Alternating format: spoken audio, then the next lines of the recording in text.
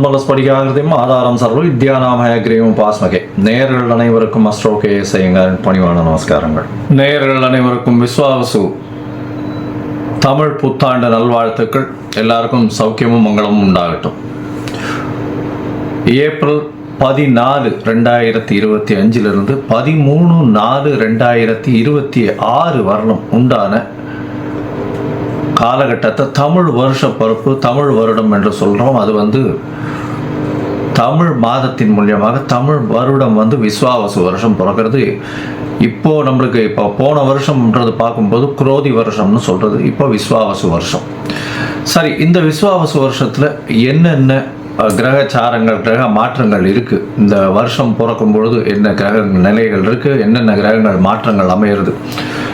பெரிய கிரகங்கள், வருட கிரகங்கள்னு சொல்லக்கூடிய சூரியன், அதாவது குரு, சனி, ராகு, கேது இவர்களுடைய மாற்றங்கள் என்ன.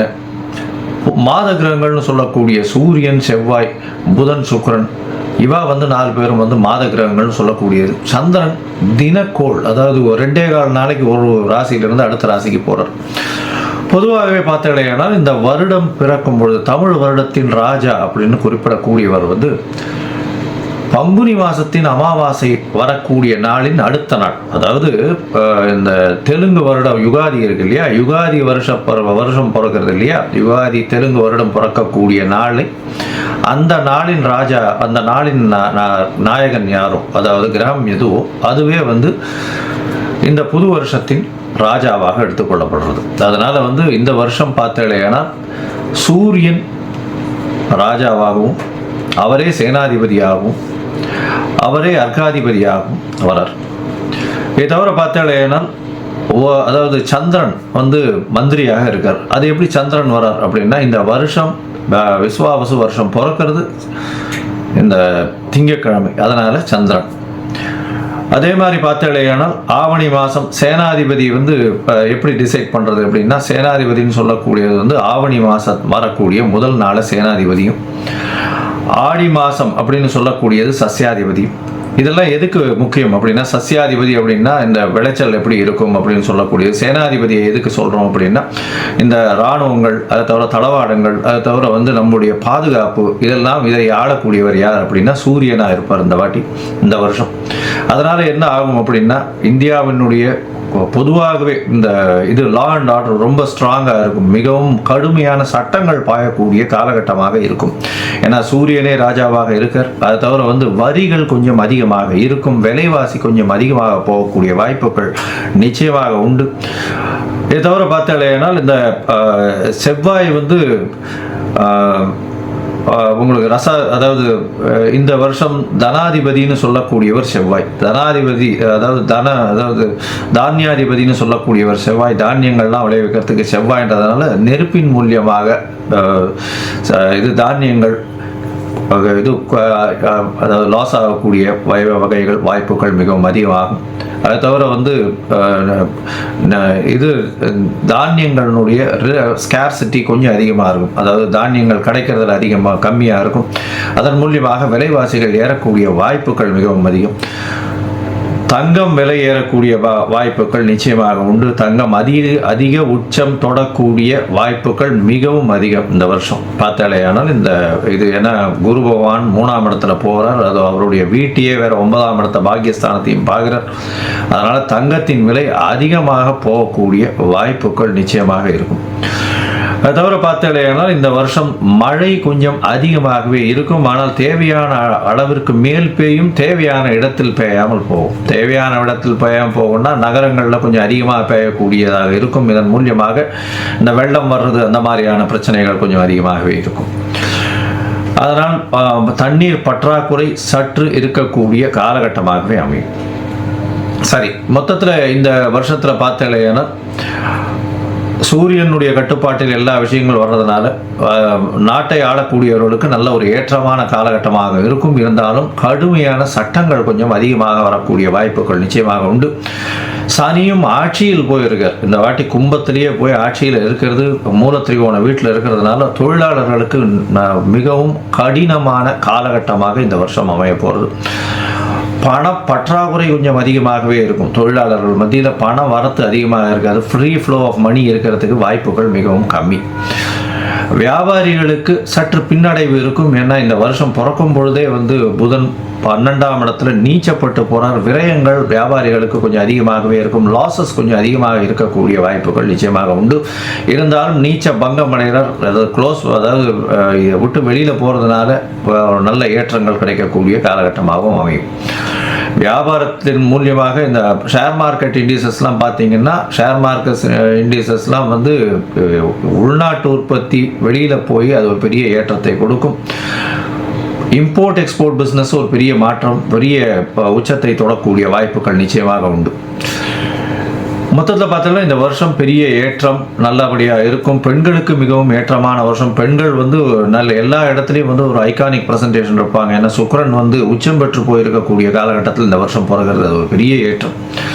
பரிவர்த்தனை யோகத்திலையும் பிறகுறது, அதாவது குருவின் பரிவர்த்தனையும் இருக்குது. அதனால் பணம், பெண்களின் கையில் பணம் ரொம்ப அதிகமாக இதுவாகும். அதாவது அதே மாதிரி இந்த களியாட்டங்கள்னு சொல்லக்கூடிய இந்த கிளாமர் இண்டஸ்ட்ரியில் கொஞ்சம் அதிகமாக செலவுகள் அதிகமாக இருக்கும்.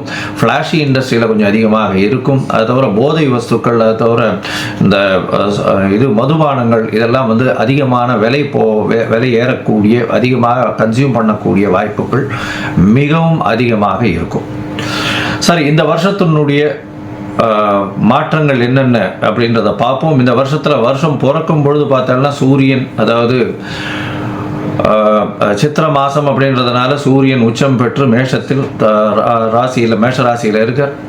காலபுருஷ தத்துவத்தின் 2ஆம் ராசியில் குரு, 4ஆம் ராசியில் அதாவது கடகத்தில் செவ்வாய் நீச்சப்பட்டும், கேது 6ஆம் இடத்திலும், சனி ஆட்சி மூலத்திரிகோணத்தோடு கும்பத்திலையும், அது தவிர ராகு, புதன், சுக்கிரன், இந்த 3 கிரகங்கள் மீனத்திலையும் இருக்கு. இந்த வருஷம் ஆரம்பிக்கும் பொழுது இந்த வருஷத்தின் வரக்கூடிய பயிற்சிகள்னு பார்த்தோம்னா, முதல்ல வரக்கூடிய பயிற்சி அப்படின்னா 26/4/2025 அன்னைக்கு ராகு கேது பெயர்றார். வாக்கிய பஞ்சாங்கம் பிரகாரம் ராகு பகவான் மீனத்திலிருந்து கும்பத்திலும், கேது கன்னியிலிருந்து சிம்மத்திலையும் வரார். இந்த வருஷம் பார்த்தாலேயானால் குரு பெயர்ச்சி வருது. குரு 11/5/2025 குரு தன்னுடைய ரிஷப ராசியிலிருந்து மிதுன ராசிக்கு போகிறார். அதாவது அவர் பரிவர்த்தனை யோகத்தில் இருந்தார். ரிஷப ராசியிலிருந்து மிதுன ராசிக்கு போகிறார் குரு. இந்த வருஷத்தில் கடைசியில் மார்ச் 6ஆம் தேதி 2026ஆம் வருஷம் அப்போ சனியினுடைய மாற்றம் இருக்கு. சனி வாக்கிய பஞ்சாங்க பிரகாரம் 6/3/2026 அன்னைக்கு தான் மாறுறார். கும்பத்திலிருந்து மீனத்துக்கு போறார். இதுதான் இந்த வருஷத்தினுடைய வருட கிரகங்கள்னு சொல்லக்கூடிய குரு, ராகு, கேது, சனியினுடைய மாற்றங்கள். சரி, இந்த மாற்றங்கள் என்னென்ன ஏற்றங்களையும் இறக்கங்களையும் கொடுக்கும்? அதாவது மேஷம் முதல் மீனம் வரை உண்டான ராசிக்காரர்களுக்கு எப்படி இருக்கும் அப்படின்றத பார்க்கலாம். இது நடுவில் என்னுடைய மொபைல் நம்பர் ஸ்க்ராலிங்கில் இருக்கும். உங்களுக்கு அஸ்ட்ராலாஜிக்கல் கன்சல்ட் தேவைப்பட்டதுன்னா நீங்கள் எனக்கு ஃபோன் பண்ணுங்க. உங்களுக்கு உண்டான அப்பாயின்மெண்ட்டு தரேன். உங்களுடைய date, time, place of birth, உங்களுடைய பெயர், தாய் தகப்பனார் பெயர் அனுப்பிச்சி வைங்க. என்னுடைய கட்டணம் என்னென்னு போடுறேன். அதுக்கப்புறம் உங்களுக்கு அப்பாயின்மெண்ட் தரேன். உங்களுடைய அப்பாயின்மெண்ட்டை போடும்போது உங்களுடைய ஹாரஸ்கோப் போடுவோம். ஹாரஸ்கோப்பில் சந்தி இருக்கான்னு முதல்ல பார்க்கணும். ஏன்னா நட்சத்திர சந்தி, பாத சந்தி, அது தவிர லக்ன சந்தி இதெல்லாம் இருந்ததுன்னா இந்த காலகட்டத்தில் நன்னா இருக்குன்னு நினச்சின்னு இருப்போம். ஆனால் நன்னா இருக்காது.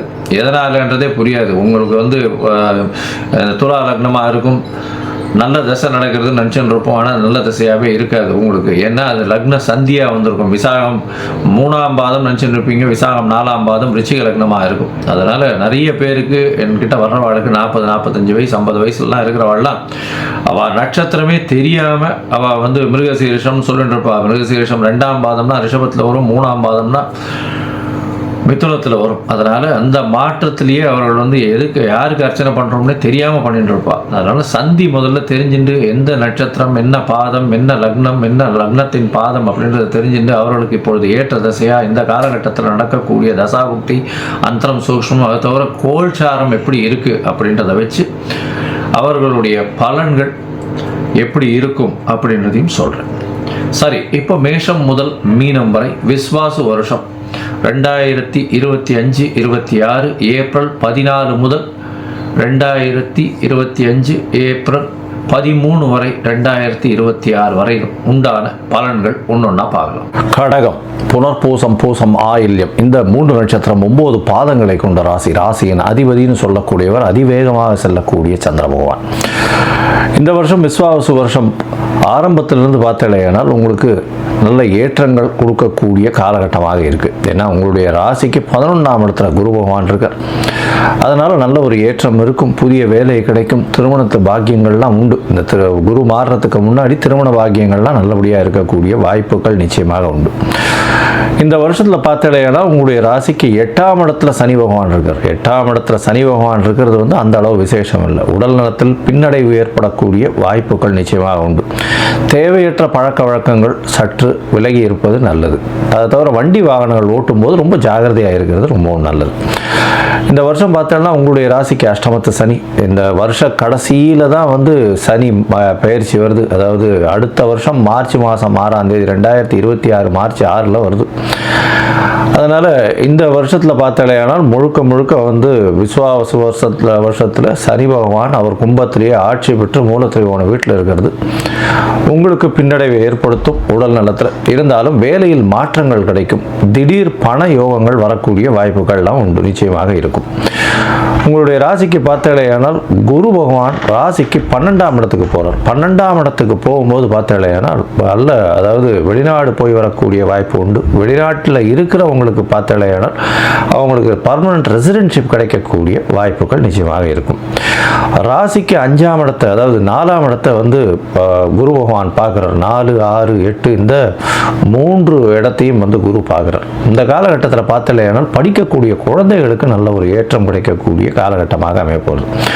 அது தவிர பார்த்தாலேயானால் உங்களுடைய ராசிக்கு தாயின் உடல்நிலையில் நல்ல ஒரு ஏற்றம் இருக்கக்கூடிய காலகட்டம். ஏன்னா குருவின் பார்வை இருக்கிறதுனால நல்ல ஒரு ஏற்றம் இருக்கக்கூடிய காலகட்டமாக இருக்குது. புதிய வேலை வரும், புதிய கடன் அமையக்கூடிய காலகட்டமாக அமையும். புதுசாக வீடு மனை வாங்கக்கூடிய புது கடன் அமையக்கூடிய காலகட்டமாக அமைய போகிறது. இந்த வருஷத்தில் பார்த்தாலேயானால் புதுசாக ஒரு வீடு வாங்குவீங்க, கடனை அதிகப்படுத்திக்குவீங்க. இதெல்லாம் உங்களுக்கு நிச்சயமாக நடக்கும். இருந்தாலும் அதன் மூலியமாக ஸ்ட்ரெஸ் வரும். அதன் மூலியமாக வெளிநாட்டில் போய் சம்பாதிக்க வேணுன்ற வீட்டை விட்டு பிரிந்து வெளியூர் வெளிமாநிலம் வெளிநாடு சென்று சம்பாதிக்கக்கூடிய வாய்ப்புகளும் மிகவும் அதிகமாக இருக்கும்.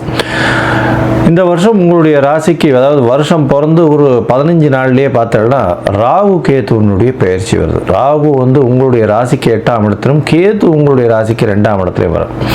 ராகு பகவான் 8ஆம் இடத்துல இருக்கிறது ரொம்பவும் நல்லது. அதுவும் குருவின் பார்வையில் குருவின் பார்வையில் இருக்கிறது ரொம்பவும் விசேஷம். இதன் மூலியமாக பார்த்தலையானால் எல்லா விதமான வெற்றியும் வரும். மறைந்த இடத்திலிருந்து திடீர் பணவரவுகள் வரும். நிறைந்த செல்வங்கள் வரும். மறைந்த இடத்திலிருந்து திடீர் பணவரவு அது வந்து இந்த ரேஸு லாட்ரி அந்த மாதிரியான விஷயங்கள் நிச்சயமாக இருக்கும். கீழ்த்தட்டு மக்களிடமிருந்து பேர் ஆதரவு கிடைக்கக்கூடிய காலகட்டமாக உங்களுக்கு அமைய போகிறது. உங்களுடைய இதில் பார்த்தாலேயானால் கேத்து 2ஆம் இடத்துல இருக்கிறதுனால பேச்சில் ரொம்ப கவனமாக இருக்கிறது நல்லது. குடும்பத்தில் சிறு சிறு சலசலப்புகள் இருக்கக்கூடிய வாய்ப்புகள் நிச்சயமாக உண்டு. ஏன்னா குடும்ப ஸ்தானத்தில் போய் கேது பகவான் போய் உட்காந்துருக்கிறது அந்த அளவு விசேஷம் கிடையாது. இருந்தாலும் வந்து என்ன ஆகும் அப்படின்னா பேச்சின் மூலியமாக குடும்பத்தினுடைய அமைதி குலையக்கூடிய வாய்ப்புகள் நிச்சயமாக இருக்கும். இந்த காலகட்டத்தில் பொறுமையாக பேசுறது ரொம்பவும் நல்லது. பேசாமல் இருக்கிறது அதோட விசேஷம். அதனால் பொறுமையாக இருக்கிறது ரொம்பவும் நல்லது. இந்த கடகராசிக்காரர்கள் இந்த வருஷம் பார்த்தாலேனால் உங்களுக்கு அஷ்டமத்து சனி இருக்கிறதுனால சில பின்னடைவுகள் ஏற்படக்கூடிய வாய்ப்புகள் நிச்சயமாக உண்டு. அதாவது ஆர்கனைசேஷனில் வந்து அதாவது வேலையில் இருக்கிறவர்களுக்கு ப்ரமோஷன் அந்த மாதிரியான விஷயங்களில் பின்னடைவு இருக்கும். தொழில் ஸ்தாபனம் வச்சிருக்கிறவங்களுக்கு அவங்களுடைய வேலை ஆட்கள் மூலியமாக பிரச்சனைகள் வரும். வண்டி வாகனங்கள் மூலியமாக நிச்சயமாக பிரச்சனைகள் வரும். உடல் நலத்தில் சற்று பின்னடைவு ஏற்படக்கூடிய வாய்ப்புகளும் மிகவும் அதிகமாக இருக்கும். இந்த வருஷத்தில் பார்த்தாலேன்னா அதாவது உங்களுக்கு குரு வந்து 12ஆம் இடத்துல இருக்கிறதுனால நல்ல விதமான தூக்கம் இருக்கும், சுகம் நல்லபடியாக இருக்கும். கணவன் மனைவிக்குள்ள நல்ல ஒரு அந்யோன்யம் இருக்கக்கூடிய காலகட்டமாகவும் இருக்கும். அதை தவிர பார்த்தாலேயானால் படிக்கக்கூடிய மாணவர்களுக்கும் நல்ல ஒரு ஏற்றம் கிடைக்கக்கூடிய காலகட்டம். இந்த வருஷம் பார்த்தாலேயானால் இந்த விவசாய நிலம் வச்சிருக்கிறவங்க, விவசாயம் பண்ணுறவங்க, தென்னை தோப்பு வச்சிருக்கிறவங்க, இந்த தோப்புகள்லாம் வச்சு இது பண்ணுறவங்க, அதை தவிர வந்து வாட்டர் வியாபாரம், தண்ணீர் வியாபாரம் பண்ணுறவங்க, அதை தவிர கலர் தண்ணீர், அதாவது இது பேர் என்ன, அந்த குளிர்பானங்கள் வியாபாரம் பண்ணுறவங்க, பால் வியாபாரம், பால் பதனிடும் வியாபாரம், இதெல்லாம் பண்ணுறவங்களுக்கு பெரிய ஏற்றம் கிடைக்கக்கூடிய காலகட்டமாக அமைய போகிறது. இந்த வருஷம் பார்த்தாலேயானால் இந்த அரசியல் பிரமுகர்களுக்கு சற்று பின்னடைவு இருக்கக்கூடும். அதனால் கொஞ்சம் பொறுமையாக இருக்கிறது ரொம்பவும் நல்லது. கொஞ்சம் வந்து என்ன சொல்கிறது, இந்த வருஷத்தில் கடகராசிக்காரர்கள் கொஞ்சம் பொறுமையாக ஹேண்டில் பண்ணுறது நல்லது. 8ஆம் இடத்துல வந்து சனி இருக்கிறதுனால உங்களுக்கு உங்களுடைய தொண்டர்கள் உங்களை சார்ந்து வருவார்கள் அப்படின்ற நம்பிக்கை வேண்டாம். நிச்சயமாக பிரச்சனையை கொடுக்கக்கூடிய அளவில் தான் இருப்பாங்க. அதனால் சனி மாறுறவர்களும் பிரச்சனைகள் நிச்சயமாக இருக்கத்தான் செய்யும். பொறுமையாக இருக்கிறது ரொம்பவும் நல்லது. மொத்தத்தில் பார்த்தீங்களேனால் இந்த கடகராசிக்காரர்களுக்கு குருவின் மாற்றம் பெரிய ஏற்றம். குரு ராசிக்கு 12ஆம் இடத்தில் இருப்பதன் மூலியமாக உங்களுக்கு வெளிநாட்டில் வாழ்பவராக இருந்தால் ரெசிடென்ஷிப், அதாவது பர்மனன்ட் ரெசிடென்ஷிப்னு சொல்லக்கூடிய நிரந்தர குடியுரிமை கிடைக்கக்கூடிய வாய்ப்புகள் உண்டு. வெளிநாடு போய் வரக்கூடிய வாய்ப்புகள் உண்டு. வேலை நிமித்தமாக வீட்டை விட்டு நாட்டை விட்டு வெளியில் செல்லக்கூடிய வாய்ப்புகள் நிச்சயமாக உண்டு. அதை தவிர திடீர் பணவரவு, எதிர்பாராத இடத்திலிருந்து இன்சூரன்ஸ், ரேஸ், இந்த மாதிரியான விஷயங்கள் மூலியமாக திடீர் பணவரவுகள் வரக்கூடிய வாய்ப்புகள் நிச்சயமாக உண்டு. எடுத்த காரியங்களில் சற்று பின்னடைவு இருக்கக்கூடிய வாய்ப்புகள் நிச்சயமாக உண்டு. ஏன்னா 8ஆம் இடத்தில் இருக்கக்கூடிய சனியின் மூலியமாக சிறு சிறு தொல்லைகள் தொழில் ஸ்தாபனங்களில் வரும். சொந்த தொழில் வச்சிருக்கிறவங்களுக்கு நிச்சயமான பின்னடைவு இருக்கக்கூடிய காலகட்டம். அதை தவிர பார்ட்னர்ஷிப் தொழிலில் இருக்கிறவங்களுக்கு பார்த்தாலேயானால் சிறு சிறு பிரச்சனைகள் இருக்கக்கூடிய வாய்ப்புகள் உண்டு. அதிக இன்வெஸ்ட்மெண்ட் போடாதீங்க, பொறுமையாக இருக்கிறது ரொம்பவும் நல்லது. வெளியூர், வெளிமாநிலம், வெளிநாடு சென்று படிக்கக்கூடிய யோகம் நிச்சயமாக வரும். இருந்தாலும் சிறு சிறு பிரச்சனைகள் இருந்து கொண்டே இருக்கும். வீட்டை விட்டு செல்ல வேண்டிய கட்டாயம் ஏற்படக்கூடிய காலகட்டமாக அமையும். பேச்சில் ரொம்ப கவனமாக இருக்கிறது ரொம்பவும் நல்லது. ஏன்னா உங்களுடைய ராசிக்கு 2ஆம் இடத்தில் கேத்துவும் சனியின் பார்வையில் இருக்கிறதுனால அந்தளவு விசேஷம் இல்லை. சுபர்கள் யாரும் பார்க்காதனால அந்தளவு ஏற்றத்தை கொடுக்காது. அதனால் பொறுமையாக இருக்கிறது நல்லது. நீங்கள் பேசக்கூடியதை நிச்சயமாக தவறாக புரிந்து கொள்ளக்கூடிய காலகட்டமாக அமையும். பொறுமையாக இருந்து இந்த வருஷத்தை கடந்து செல்வதும் உங்களுக்கு ஒரு பெரிய ஏற்றத்தை கொடுக்கும். குடும்பத்தில் சிறு சிறு பிரச்சனைகள் வரும். பண விரயங்கள் நிறைய இருக்கும். சுப விரயங்கள் நிச்சயமாக இருக்கக்கூடிய காலகட்டமாக இருக்கும். நீங்கள் வந்து மதுரையில் இருக்கும் மதுரை மீனாட்சி அம்மன் கோவிலுக்கு போயிட்டு வர்றதும், முக்குருணி விநாயகரை போய் சேவிச்சுட்டு வர்றதும் வந்து உங்களுக்கு இந்த வருஷத்தில் அட்லீஸ்ட் ஒரு 2 தடவாவது போயிட்டு வர்றதன் மூலியமாக நல்ல ஒரு ஏற்றம் மாற்றமும் நிச்சயமாக வரும். அதுவும் வந்து இந்த தண்ணீர் வியாபாரம் பண்ணுறவங்க, வேகமாக வண்டியில் உணவு தயாரித்து சென்று எடுத்து செல்லக்கூடியவர்கள், சமையல் கலை வல்லுநர்கள், அதை தவிர வந்து பால் பதனிடும் தொழில், பால் தொழில், இந்த மாதிரியான வியாபாரம் செய்பவர்களுக்கெல்லாம் வந்து பெரிய ஏற்றம் கிடைக்கக்கூடிய காலகட்டமாக அமைய போகிறது. இருந்தாலும் உடல் உழைப்பு சற்று அதிகமாகவே இருக்கும். உடல் நலத்தில் சற்று கவனமாக இருப்பது நல்லது. தொழிலில் உங்கள் கீழ் வேலை செய்பவர்களை நம்ப வேண்டாம். பொறுமையாக இருப்பது மிகவும் நல்லது அப்படின்னு சொல்றேன். இந்த கடகராசிக்காரர்களுக்கு இந்த வருடம் 80 விழுக்காடு வெற்றி கிடைக்கக்கூடிய வாய்ப்புகள் நிச்சயமாக உண்டு.